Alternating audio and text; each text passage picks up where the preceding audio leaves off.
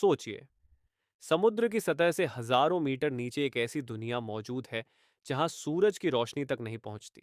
चारों तरफ अंधेरा, अत्यधिक वाटर प्रेशर और बेहद ठंडा पानी। लेकिन इसी अंधेरी दुनिया की समुद्री तलहटी पर ऐसे मिनरल्स मौजूद हैं जिनमें कॉपर, निकेल, कोबाल्ट और मैंगनीज जैसे महत्वपूर्ण मेटल्स मिल सकते हैं। आज की कहानी इसी रहस्यमयी दुनिया की है।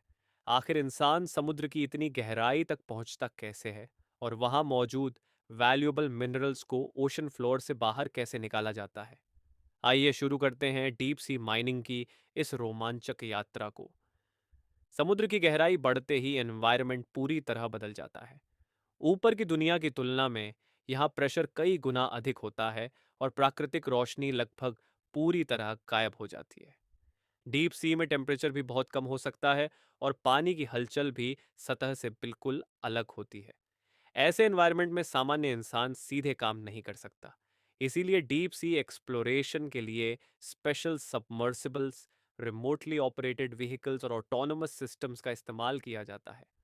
इन मशीन्स में पावरफुल कैमरास, लाइट्स और सेंसर्स लगे होते हैं जो अंधेरे समुद्र में साइंटिस्ट्स को आसपास की दुनिया देखने और उसका डेटा कलेक्ट करने में मदद करते हैं। यही टेक्नोलॉजी आगे माइनिंग के लिए रास्ता तैयार करती है। अब सवाल है, समुद्र की तलहटी पर आखिर ऐसा क्या है जिसे निकालने की बात की जाती है? ओशन फ्लोर कोई एक जैसी सपाट जमीन नहीं है। यहाँ अलग अलग जियोलॉजिकल स्ट्रक्चर्स, सेडिमेंट्स, रॉक्स और कई जगहों पर मिनरल डिपॉजिट्स पाए जाते हैं।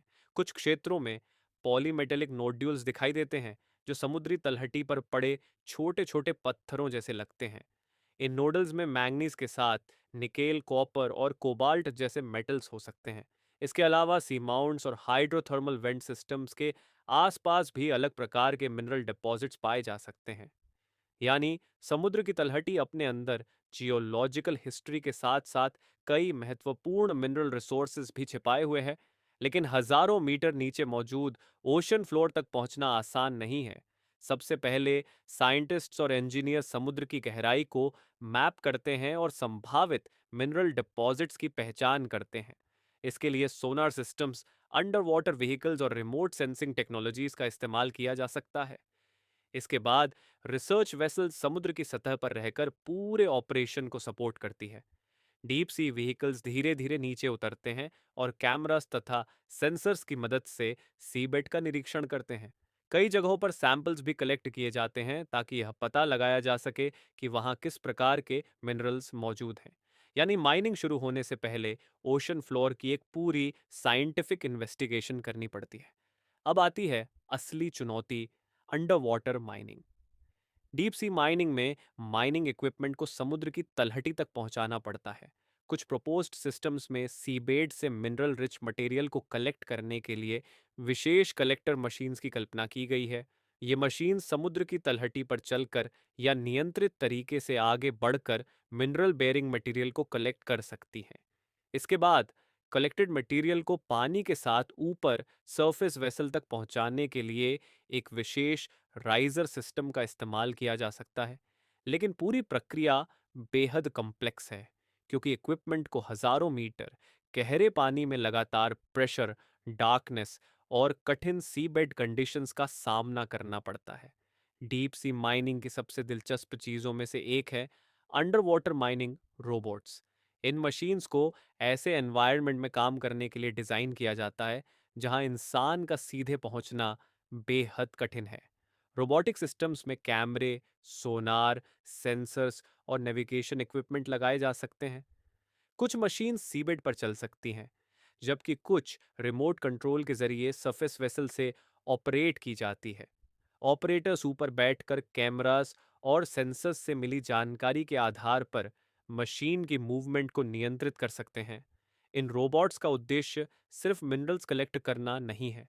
इनकी मदद से सी बेड मैपिंग, साइंटिफिक ऑब्जर्वेशन और माइनिंग एरिया की मॉनिटरिंग भी की जा सकती है। यानी डीप सी माइनिंग में रोबोटिक्स बेहद महत्वपूर्ण भूमिका निभाती है। अब समझते हैं सी बेड एक्सकवेशन को। ओशन फ्लोर से मिनरल रिच मटेरियल निकालने के लिए इक्विपमेंट को बहुत सावधानी से चलाना पड़ता है।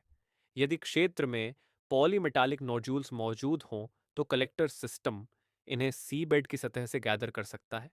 कलेक्टेड मटेरियल और पानी का एक मिश्रण फिर राइजर सिस्टम के जरिए सरफेस वेसल की ओर भेजा जा सकता है। ये प्रक्रिया सुनने में आसान लगती है, लेकिन हजारों मीटर लंबी अंडर वाटर सिस्टम को लगातार नियंत्रित रखना एक बहुत बड़ी इंजीनियरिंग चैलेंज है। इक्विपमेंट की पोजीशन, फ्लो रेट, प्रेशर और सीबेड कंडीशंस पर लगातार नजर रखनी पड़ सकती है। यानी ओशन फ्लोर से एक छोटा मिनरल डिपॉजिट निकालने के पीछे भी बहुत बड़ी इंजीनियरिंग लगी होती है। डीप सी में मिलने वाले मिनरल्स ही इस पूरी टेक्नोलॉजी को इतना महत्वपूर्ण बनाते हैं। कुछ सीबेड मिनरल डिपॉजिट्स में मैंगनीज, निकल, कॉपर और कोबाल्ट जैसे मेटल्स मिल सकते हैं। ये मेटल्स आधुनिक टेक्नोलॉजी और इंडस्ट्रियल मैन्युफैक्चरिंग में महत्वपूर्ण भूमिका निभाते हैं। निकल और कोबाल्ट जैसी मटेरियल्स कुछ बैटरी टेक्नोलॉजीज में इस्तेमाल होती हैं। कॉपर इलेक्ट्रिकल सिस्टम्स और पावर इंफ्रास्ट्रक्चर के लिए बेहद महत्वपूर्ण मेटल है। मैंगनीज का उपयोग भी विभिन्न इंडस्ट्रियल एप्लीकेशंस में किया जाता है। इसी वजह से डीप सी मिनरल रिसोर्सेज को लेकर दुनिया में काफ़ी इंटरेस्ट है। लेकिन यहाँ एक बड़ा सवाल भी है, क्या इन मिनरल्स को समुद्र की तलहटी से निकालना वास्तव में सुरक्षित है? क्योंकि रिसोर्सेज के साथ साथ डीप ओशन अपने आप में एक बेहद संवेदनशील इकोसिस्टम भी है। ओशन फ्लोर से मिनरल रिच मटेरियल निकालने के बाद कहानी खत्म नहीं होती। कलेक्टेड मटेरियल को सरफेस वेसल तक लाने के बाद उसे प्रोसेस करना पड़ता है। सबसे पहले मिनरल बेरिंग मटेरियल को अलग किया जाता है और फिर विभिन्न फिजिकल तथा केमिकल प्रोसेसिंग मेथड्स की मदद से वैल्यूएबल कंपोनेंट्स को कॉन्सेंट्रेट किया जा सकता है। इसके बाद आगे रिफाइनिंग और मेटलर्जिकल प्रोसेसिंग के जरिए अलग अलग मेटल्स प्राप्त किए जा सकते हैं। ये पूरी प्रक्रिया मिनरल डिपॉजिट के प्रकार और उसमें मौजूद मेटल्स पर निर्भर करती है।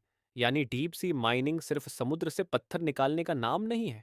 असल चुनौती है उस मटेरियल में मौजूद वैल्यूएबल मेटल्स को अलग करना और उन्हें इंडस्ट्रियल यूज के योग्य बनाना। यहाँ माइनिंग इंजीनियरिंग के साथ केमिकल और मेटलर्जिकल इंजीनियरिंग भी महत्वपूर्ण हो जाती है। डीप सी माइनिंग का पूरा ऑपरेशन समुद्र की सतह पर मौजूद एक बड़े ऑफशोर वेसल से कोऑर्डिनेट किया जा सकता है। ये वेसल एक तरह से पूरे मिशन का कंट्रोल सेंटर बन सकती है। यहीं से अंडर वाटर इक्विपमेंट को मॉनिटर और ऑपरेट किया जाता है। नेविगेशन सिस्टम्स, कैमरास, सोनर और सेंसर्स से मिलने वाला डेटा ऑपरेटर्स तक पहुंचता रहता है।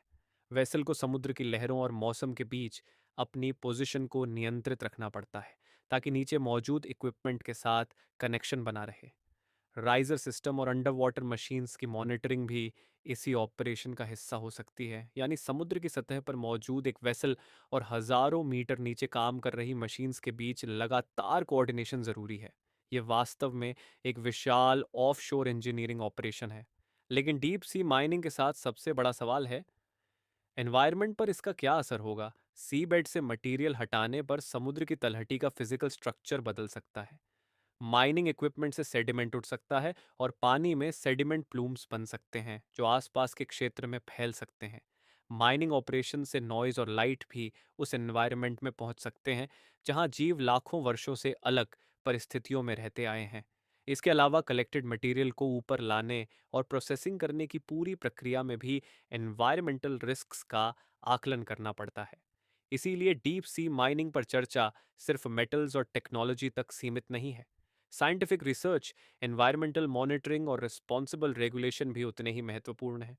और आखिर में आते हैं समुद्र के सबसे महत्वपूर्ण हिस्से पर, deep sea marine life. Ocean floor पूरी तरह खाली नहीं है। यहाँ ऐसे जीव पाए जाते हैं जिन्होंने अंधेरे, ठंडे और हाई प्रेशर एनवायरनमेंट में जीने के लिए अपनी अलग दुनिया विकसित की है। यदि सीबेड माइनिंग से उनका हैबिटेट डिस्टर्ब होता है, तो उसका प्रभाव सिर्फ एक छोटे क्षेत्र तक सीमित रहेगा या लंबे समय तक दिखाई देगा, ये अभी भी साइंटिफिक रिसर्च का महत्वपूर्ण विषय है। इसीलिए डीप सी माइनिंग का भविष्य केवल इस बात पर निर्भर नहीं करेगा कि हम समुद्र से कितने मेटल्स निकाल सकते हैं। असल सवाल यह है, क्या हम वैल्यूएबल रिसोर्सेज की ज़रूरत और डीप ओशन इकोसिस्टम की सुरक्षा के बीच सही संतुलन बना सकते हैं? क्योंकि समुद्र की गहराई में छिपा खजाना जितना वैल्यूएबल है, उसकी प्राकृतिक दुनिया शायद उससे भी ज्यादा अनमोल है। अब समझते हैं कि डीप सी माइनिंग का सबसे बड़ा सवाल क्या है। क्या समुद्र की गहराई से वैल्यूएबल मेटल्स निकालना वास्तव में भविष्य की जरूरत है, या इससे ओशन इकोसिस्टम को नुकसान पहुंच सकता है? डीप ओशन में रहने वाले कई जीव बहुत विशेष परिस्थितियों में जीवन जीते हैं। सी बेड से मिनरल रिच मटेरियल हटाने पर उनका हैबिटाट डिस्टर्ब हो सकता है। माइनिंग इक्विपमेंट से उठने वाला सेडिमेंट पानी में फैल सकता है, जिससे आसपास रहने वाले मरीन ऑर्गेनिजम्स प्रभावित हो सकते हैं। इसके अलावा नॉइज, आर्टिफिशियल लाइट और अंडर वाटर ऑपरेशंस भी डीप सी एनवायरनमेंट को बदल सकते हैं। इसीलिए डीप सी माइनिंग को लेकर साइंटिफिक रिसर्च और एनवायरमेंटल मॉनिटरिंग बहुत महत्वपूर्ण है। लेकिन दूसरी तरफ दुनिया को कॉपर, निकल, कोबल्ट और दूसरे मेटल्स की लगातार जरूरत बढ़ रही है। Renewable energy systems, electric vehicles और आधुनिक टेक्नोलॉजी इन रिसोर्सेज पर निर्भर करती है। यही कारण है कि डीप सी माइनिंग के सामने एक कठिन सवाल खड़ा है।